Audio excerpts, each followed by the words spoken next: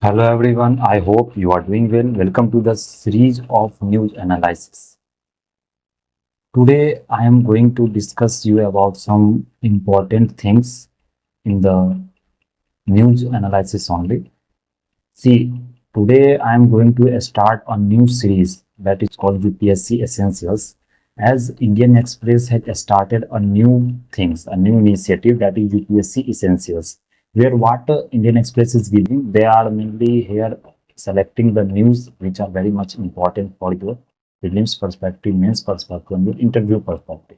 From UPSC exams point of view, they are selecting the important themes which are mainly extracted from the news, the current affairs which are running, we can say that which are mainly there in the current affair, there in the news. So what they are doing, they are every month they are releasing these magazines. UPSC, its name is UPSC Essentials. So in this magazine, what Indian Express is doing, they are selecting the important news which mainly from the syllabus of your exams, your UPSC CSC exams. So from there, they are picking those news and they are mainly giving it as a quality news, history news, or as a environment and science news. So we will do, we will start a new series on these UPSC essentials, where what they are coming with the news. They we will discuss that news in very much lucid manner, in very much detailed manner, in very much comprehensive manner. So if we start with these UPSC essentials, so here you can see these names of these magazine which UPSC essential. It is a very good magazine. If you see this magazine, it's a very good magazines. Here important because if you read newspaper, there are various articles, there are various local news. But if you are considering these news magazines, UPSC essential, then there you can get a segregated notes kind of type themes which are important as you are reading the UPSC magazines. What the institutes, what the coaching institutes are releasing every month. Such kinds of that current affairs you are reading. In that way only, Indian Express has come up with this UPSC essentials. So if you come to the page, the first page where the index, what it will give, how we will start, how we will go through this course. So if you see, if you come to here now, let me come to the next page. So if you see here, then in UPSC essential, what a story they are going to cover, what in index, what a story they are going to cover. In covered story, you will see that they are talking about the coalition government. So if you come to this part that they are talking about the coalition government, which forms the syllabus, the part of your syllabus, what that is polity. If you come to this history and culture part, in history and culture part, we will see that there is a news of that Amravati, which Amravati, you know, the recently the Andhra Pradesh the chief minister, which has demanded and which has selected the new capital of the Andhra Pradesh. As we know that in 2014 that there was a bifurcation, their division of states in this Andhra and Telangana. And the states, the capital which were selected for the Andhra and the Telangana, that were a kind of a similar capital, same capital. Both were working from the that Hyderabad capital. Now, and the agreement was made between these two states that till 2024 means up to 10 years. 2014 it was divided, so it was agreement that that up to 10 years that they will work from these capitals. In that 10 years, they will think that where capitals we will move, because it's a huge arrangement. You have to move the whole system, whole administrative setups, because everything is happening from capital only. So now the that Andhra Pradesh has come up with this new capital, that is Amravati. So we will see how Amravati is important from historical perspective, from political perspective. Amravati, that art of that you have read in your that art subjects, also art and culture. Amravati is full of art. So we will read Buddhist sculpture, Buddhism, how Buddhism is spread in Amravati. So we will see this Amravati. Again, the American independence are there. If you come to the polity, then here is what is sovereignty, how philosophers define it. International relations, it also covers that West Asia, Israel, Hamas war, what are the reasons behind it, what the main initiatives has been taken, what the different views are there for from the world's perspective. So you can write these kinds. So these are the mainly the important for your mains perspective, and also the films perspective that what places, which places are in the news, which persons are in the news. So these themes also becomes important for your UPSC CSC exam. So if you come to this economy, then economy, balance of payments. So what news are important, which comes in your newspaper, daily newspaper. So from that news only, what Indian Express is doing, that they are coming up with these important themes, which are mainly matching with your syllabus, which are mainly having a syllabus part, like what syllabus part you have been given and what you are reading the syllabus, from that which is matching and which is syncing with that syllabus part.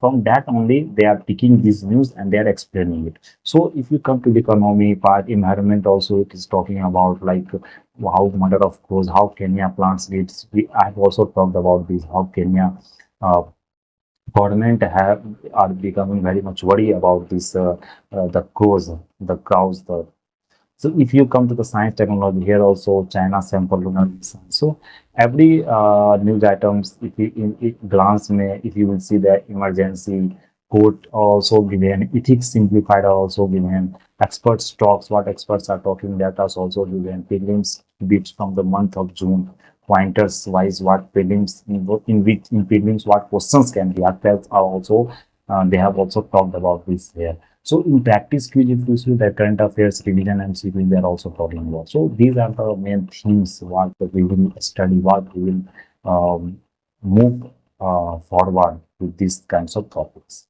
So if we come to the first topic, so that is the coalition government. So recently, that in 2014, the elections happened, Lok Sabha elections, where again the BJP party, the NDA, has come into the power. So, so there was a very much debate of the coalition government because no one has secured the majority in the parliament. Because you know that 543 seats are there in parliament.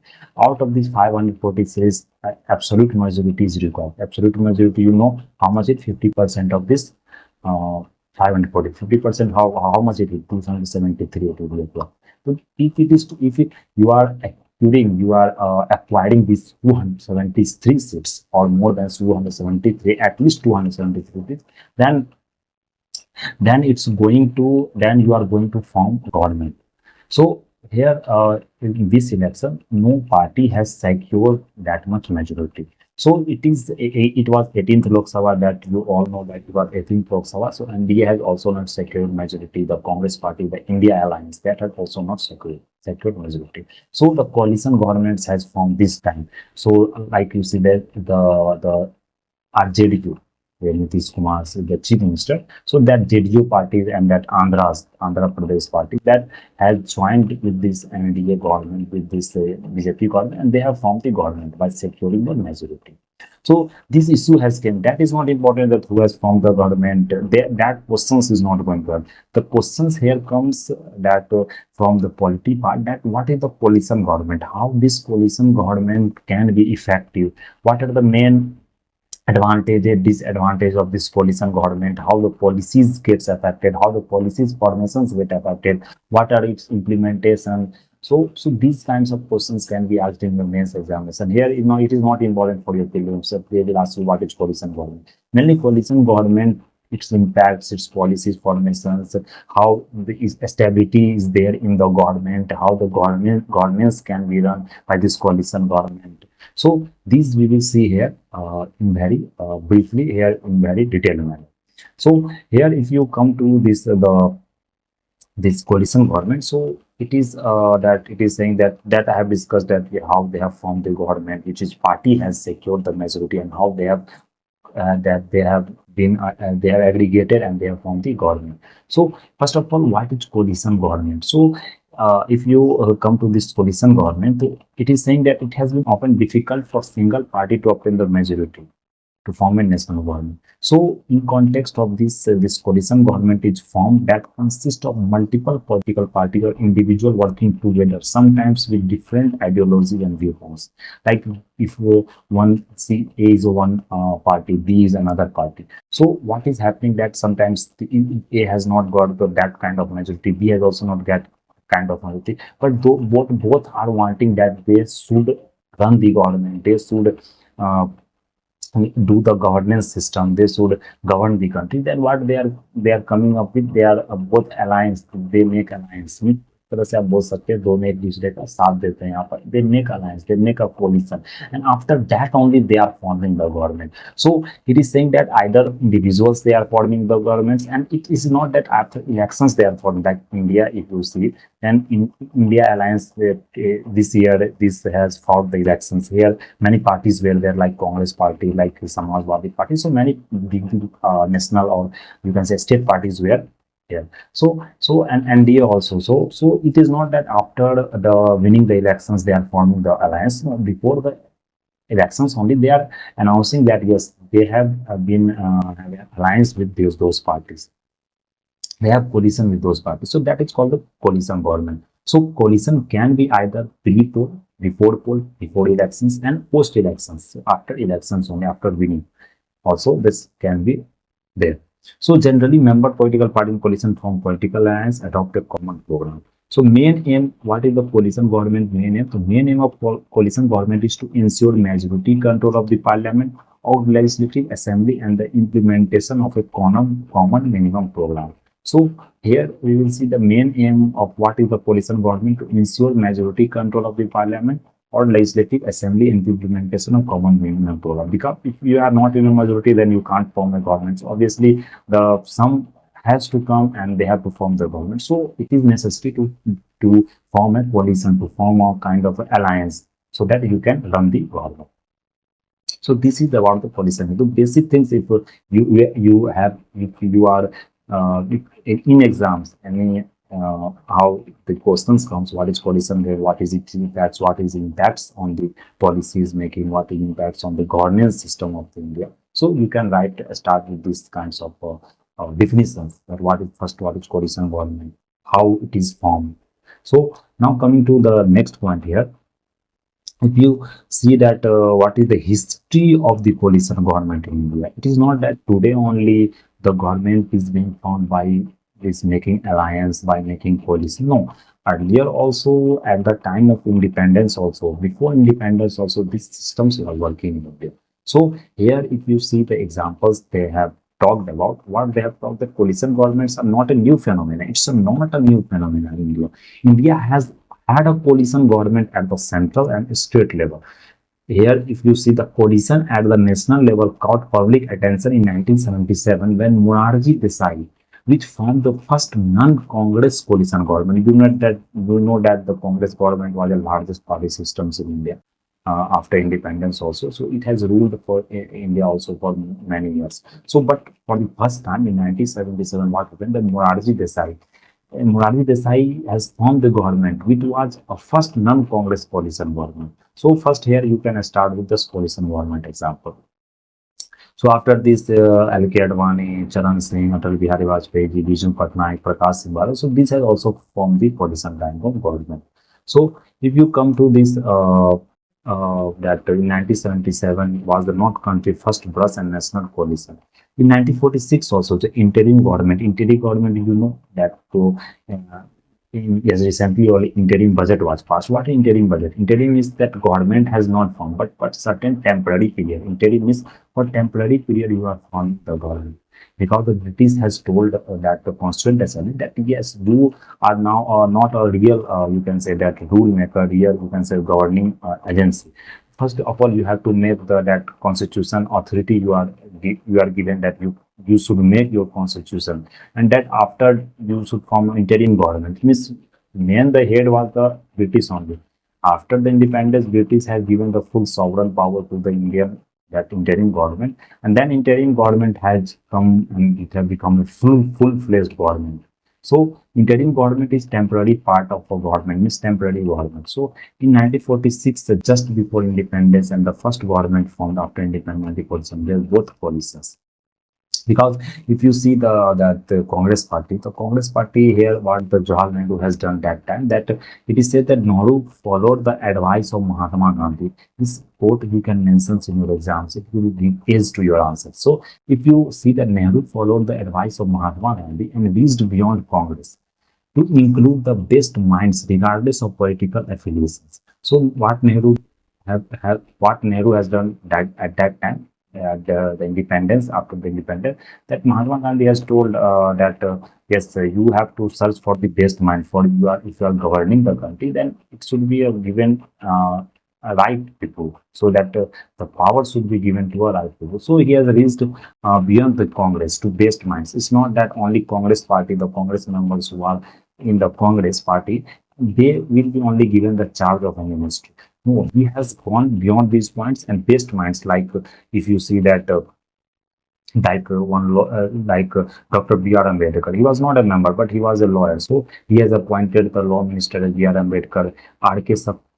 Sanmukhan Chetty as finance minister, Dr. Syam Prasad Mukherjee, industry and supply minister. He was from the Johnson party. So you can you can see how much diverse portfolios he has kept at that time. So this is the coalition form. This is not that only in that coalition form government. It is say today also it is said that it is not as stable. So policies are not being much implemented because see, from other parties peoples are elected, and they want to control the government. So it is saying that unstable kind of situations happen.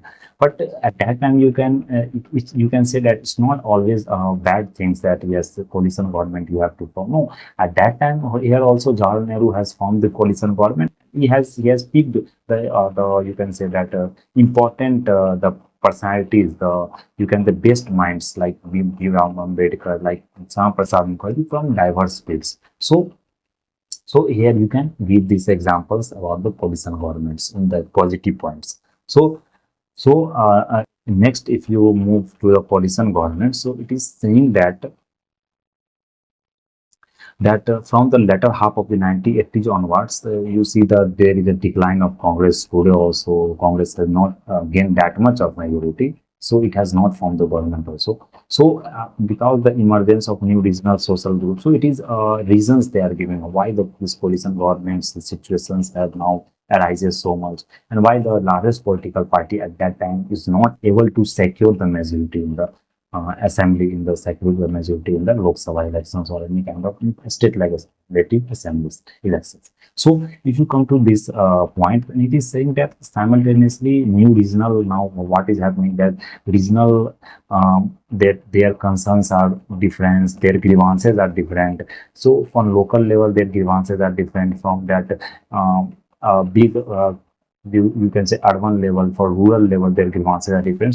So by this by listening those grievances, new regional parties has emerged, new social groups have paved the growth of new general party. So they are now combining themselves and they are forming a multi-party system. So these kinds of situations have arises now. So it is the factors which lays the emergence of coalition government in India.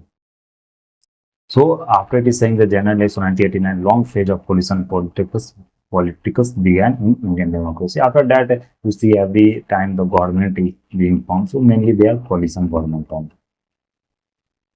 So if you see here, it is saying what factors led to the establishment of coalition government in India. So decline of Congress dominance, you know only that regional parties has emerged on the basis of their regional interest and had an impact on the Indian party system, which resulted in the coalition governments in states and the centers.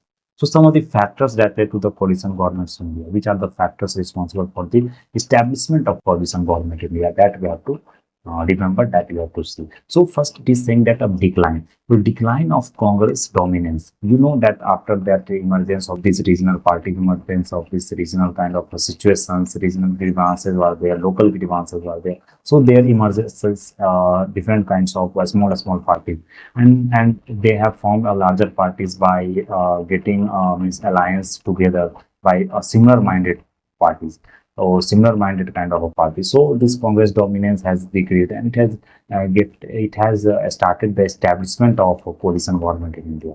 Now, second is regionalism. This is, you know, that there in India we are a diverse country. So there are various linguistic groups, cultural ethnic groups, religious. There are various kind of religions, caste groupings are there in Indian society. So it contributes to regionalism and formation of expansion of regional party. So regionalism can be viewed as a prominent factor that not only influence national politics but also more center state relations. So regionalism is also a big factor for this establishment of this kind of coalition bond.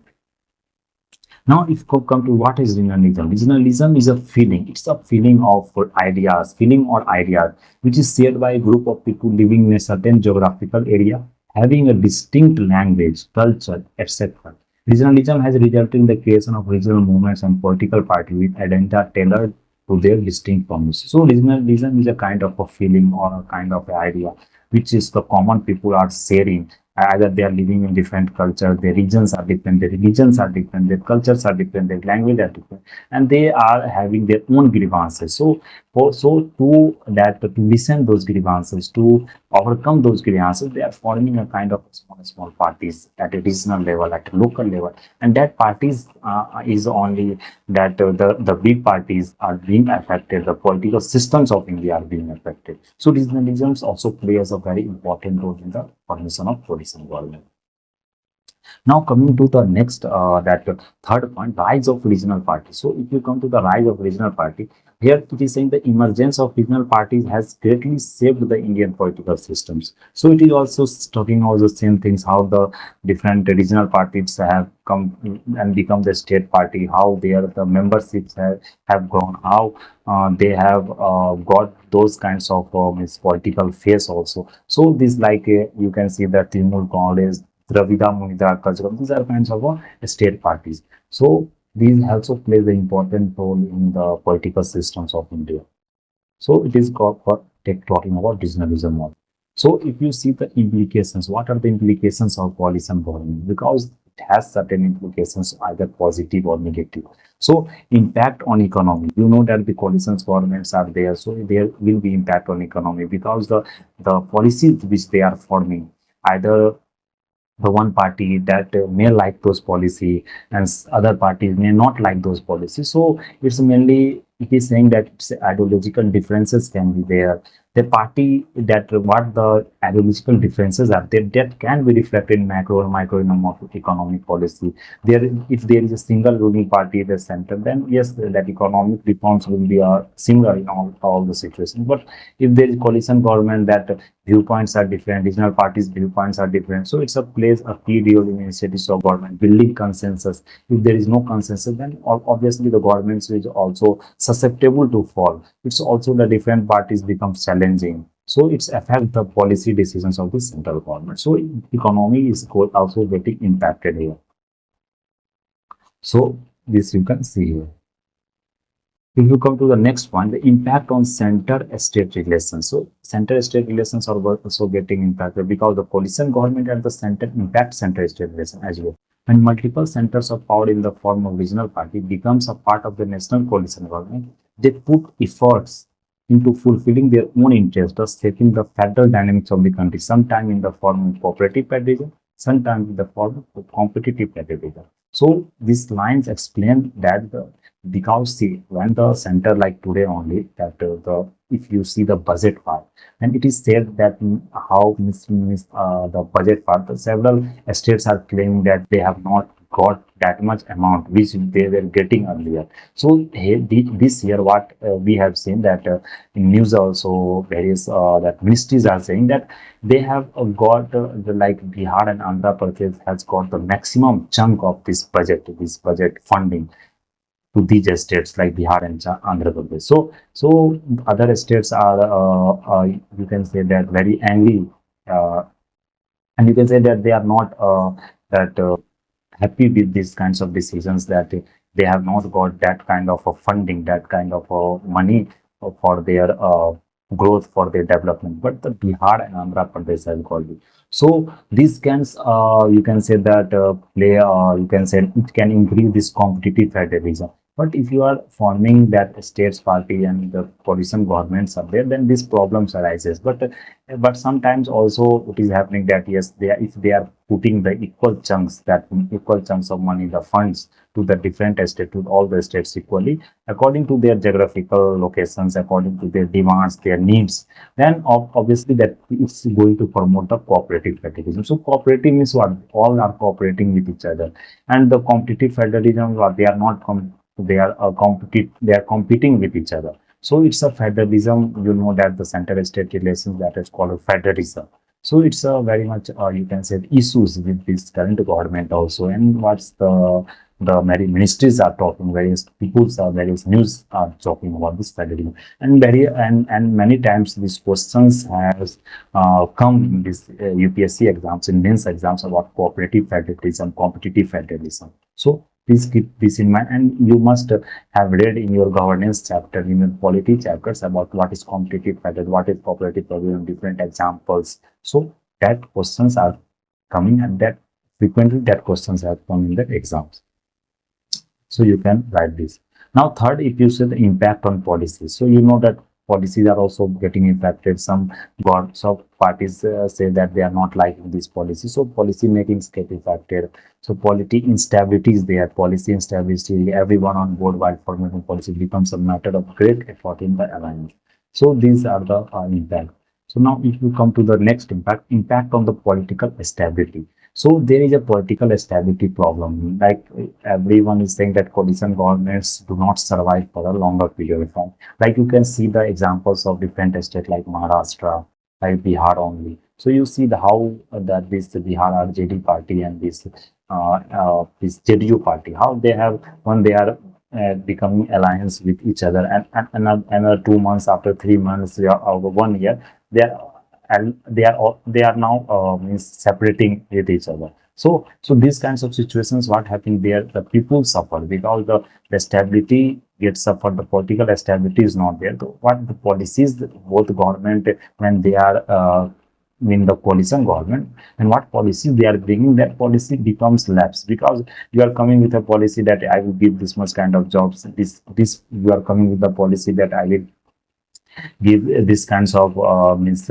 benefit to the citizens, to this the state people. But after when you are getting separated from this coalition government, then a policy are getting lapses, you are not implementing that policy, your ministers gets changed, your policy that what you have promised in your elections, your manifesto, that gets changed. So mainly the peoples are suffering. So see, it is saying that coalition government remains subject to pulls and pressure as a coalition partners go for bargaining. As a result, some coalition fails unless all partners are on board. So it's a true situation. So we have seen the examples also in Maharashtra also. Recently, we have seen that how this coalition government has failed. So it is saying that despite various challenges associated with the coalition list, you can write in your that conclusion part, that despite various challenges associated with the coalition government and its functioning, it is true that a well-structured and functioning coalition government provides a platform for diverse voices and strengthens federalism in the country through the decentralization of power. So if you are having this well structured and functioning coalition government, this provides a good platform for diverse voices, strengthen federalism in the country through the decentralization power. Because what she said, if you are having a more coalition government, that single power is ruling the country, then authoritarian type of regime can come in any country. So if you are having a multi-party systems, multi-governments are there. So yes, regional demands can be also be listened, their grievances, what local grievances are there, what local matters are there, what regional demands are there. So that all can be heard by the central government. So these kinds of impacts, that what effects it can do, this you can write in your answers paper. So this was about this you can say that coalition government. It is saying that points to ponder. You have to think on these points. You can write answers also. Does the coalition government in the center affect the foreign policy in the nation? So we have looked about this, mainly the law about the local situation or the regional situation, but questions can come this that how it can affect the foreign policy of the nation, because today also that various meetings are happening like free trade agreement, like different. So what is happening that states are being affected. If you are coming with the free trade agreement in milk products, on in dairy products, then what will happen, the states which are mainly the cooperative states where the milk production is very high, like you can say the Amul production or Ananda production, any kind of milk production, then that state will suffer. That state will suffer, farmers will suffer of that state, their income will come down. So because the, you can say, dumping will have started, because you know that the dairy sector is very much flourishing in the in the Netherlands, which you can say that New Zealand region, New Zealand, Australia. So these kinds of regions, they are very much flourished there. So from, if you are opening those markets, then obviously the states are going to suffer. So how this foreign policy of the nations is affecting that, you can think upon. These questions can come. You can practice these questions here. So here, see one questions here also it is given in UPSC 2020. These questions have asked from this coalition government part only. How far do you think cooperation, competition, and confrontation have shaped the nature of federation in India? Cite some recent examples to validate your answer. So it is said that don't write these kinds of that political questions, political examples. But yes, if the questions are asking, then obviously you can write by not taking the name of the persons. But yes, the party's name you can obviously write what the newspapers are talking about. It's not that from any information you are picking from validate source, the authentic source, what the authentic source are saying. From that information you can cite here in your answers paper. So it's very much possible, and it's very much possible that these questions can come further about this, but that the wordings can be changed, that yes, how cooperative, how these coalition governments are affecting this federation in India, how they are affecting the foreign policy of the nation India. So obviously you can write these kinds of examples. Now, if you come to the next news of polity, then you have it is also July issue. In July only it has, this news was there, that new this that we have talked about, that how these new 18th Lok Sabha elections have happened, and how the power has that again NDA has come to the power. So here it is saying the what is the role of Lok Sabha, how, what is the role of Lok Sabha leader of opposition. So here very much a debate, very much this term, this leader of opposition has come into news. So you have read about this also in your polity, in your Lakshmikant book also, and in your governance topics also. What is the role of leader of opposition, how leader of opposition is appointed, from which committees the leader of opposition is that being party is taking participation, and how the formation of policies are getting affected. So if you come to the leader of opposition, then recently this MP Rahul Gandhi is appointed as a leader of opposition in the Lok Sabha.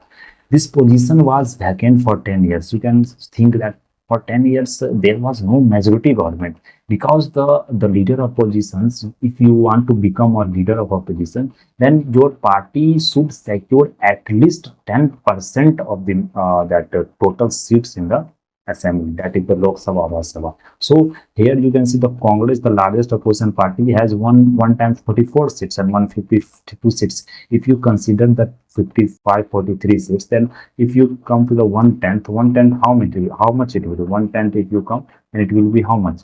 54. So approximately 54.55 seats. So come se come, matlab at least you have to secure the 55 seats from your government, your party. So here if you see, then it has not secured the 55 seats. So 1 times 44 seats, 1 times 52 seats. So it has not formed this leader of opposition. So but this times it has secured the more number of seats, more than 55. Then leader of opposition's the appointment, that Rahul Gandhi has become the leader of opposition. So now it is not the important that who has become, but how this leader of opposition is appointed, that is important. So this you have to remember, that at least you have the one tenth of your party members, your legislative members from your party, that Lok Sabha or Rajya Sabha members. So if you come to this vacant for 10 years, because no party had that equaling a tenth of the strength of the house.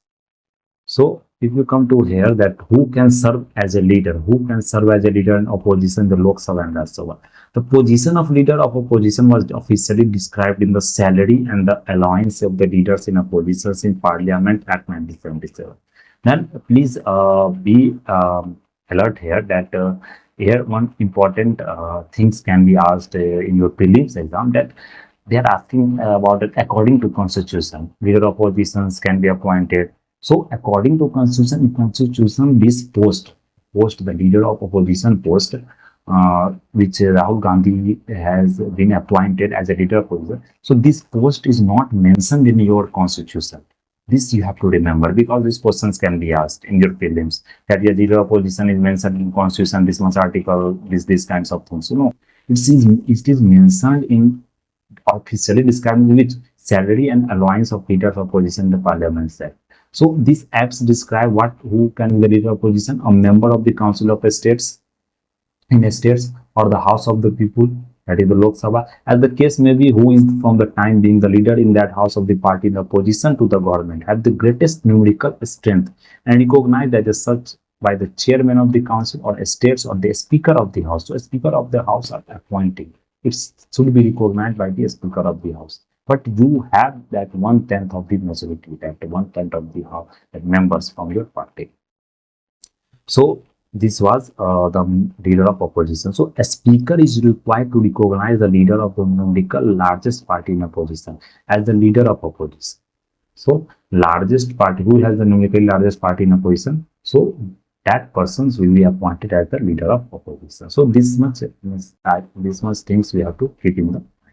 Now, if you come to the post, if you see the previous post who has been the leader of opposition, Sushma Swaraj was there from 2009 to May 2040. Al-Kedwani was 2004 to 2000. Sonia Gandhi was there 1999 to 2004. Sharad Pawar was there. Atal Bihari Vajpayee was there. Rajiv Gandhi was there. So they were elected as a leader of opposition. Now, what position does leader of opposition have in the house? What positions, what roles leader of opposition play in the house? So if you come, leader opposition sits in the front row of the left. If you see that, if you are seeing that what the debate are going, what the debates they are conducting in the members of the house, that in the parliament, then you will see that Rahul Gandhi is sitting in the front row, that front row of the left of chair. From there only he is standing and speaking about the different policies. They are criticizing the government, what the policies the government has formed. So these kinds of things you will see that in front row only, that Rahul Gandhi is sitting. So here front row they are sitting. Leader of opposition is also entitled to sit in the front row during the address by the president to both our president are also addressing. The leader of opposition is entitled to sit in the front row. So these are not important for your awareness that yes, if you are seeing that Rahul Gandhi is sitting first, that is also the rule. That is also the kind of you can say that convention. So main duty, what is the main duty of the leader of opposition is to serve as the voice of the opposition in the house. As the voice means what the opposition's that members want to criticize the government, to talk to the government about their policies, their implementation of policies, what different kinds of initiatives they have taken. So here the leader of oppositions is serving as a kind of a leader. What means the different ministries they are giving that report, then leader of opposition is serving as the voice of the opposition in the house. So here Rahul Gandhi stand and he talk about everything, that yes, what things the government should have done, what the government should have done. Like now he's criticizing the budget part, how the government has neglected some sections of the people. So it is talking about these kinds of things. So these are the role of this opposition leader.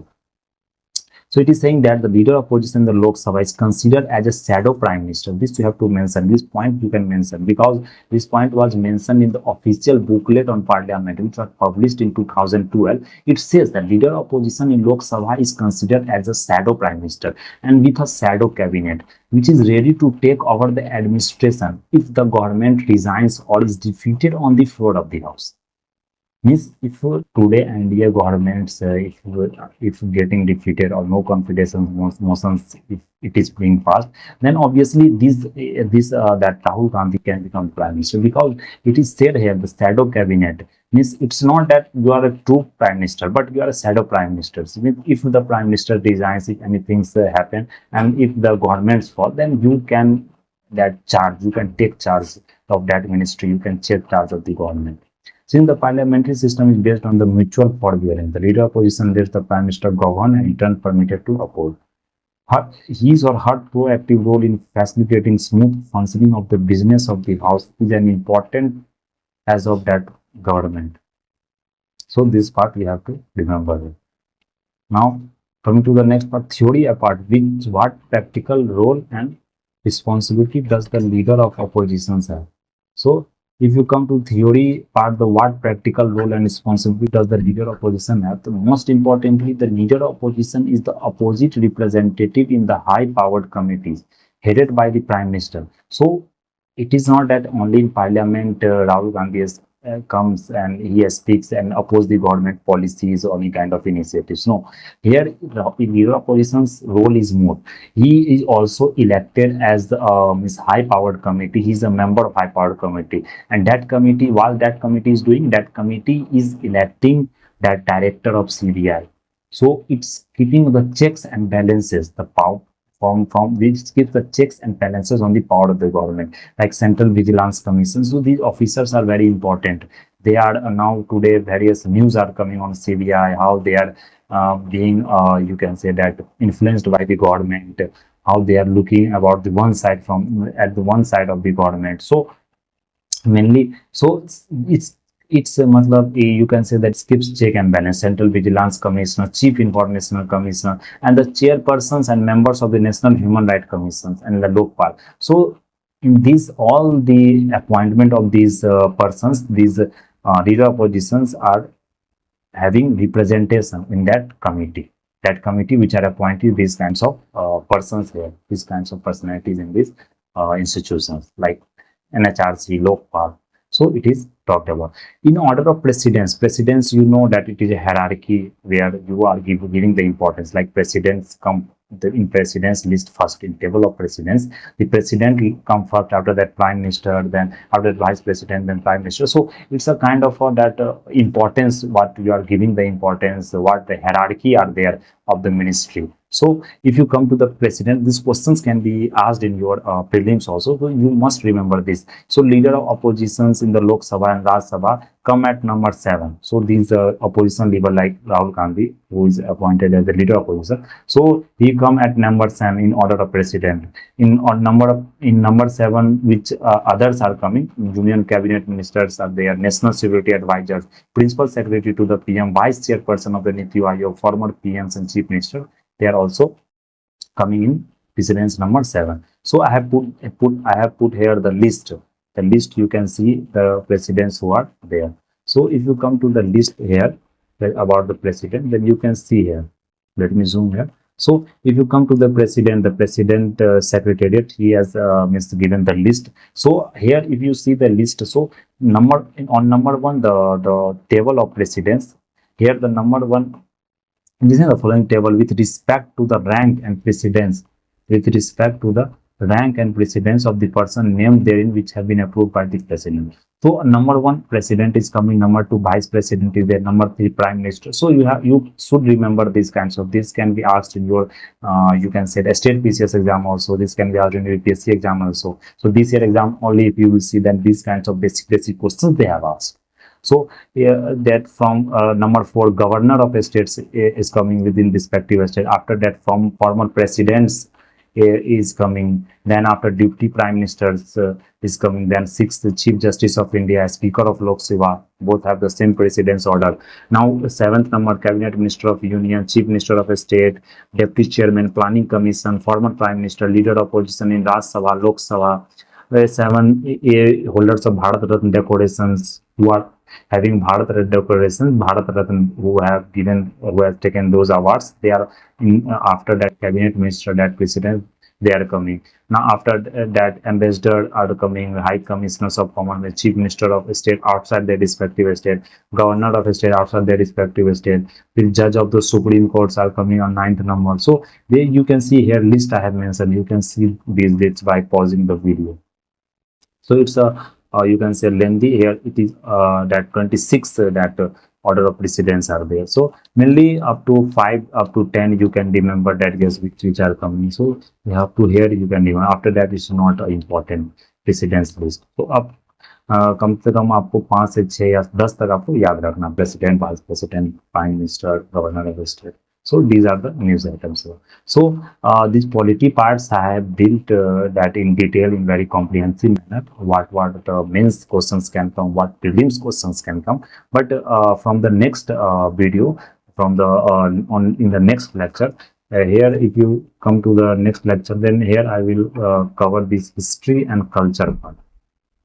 So this history and culture part I will cover in the next lecture, where we will talk about the Amravati issue. What I have said about you, the Amravati, that recently it has announced that the new capital, what the Hyderabad earlier, this was the capital of Telangana. Now new capital, what the Andhra Pradesh government is forming, that will be found in at Amravati. So here Amravati is what why it is important that we will see, and afterwards only different topics that different themes we will see. So that's all for today. Thank you. Thank you.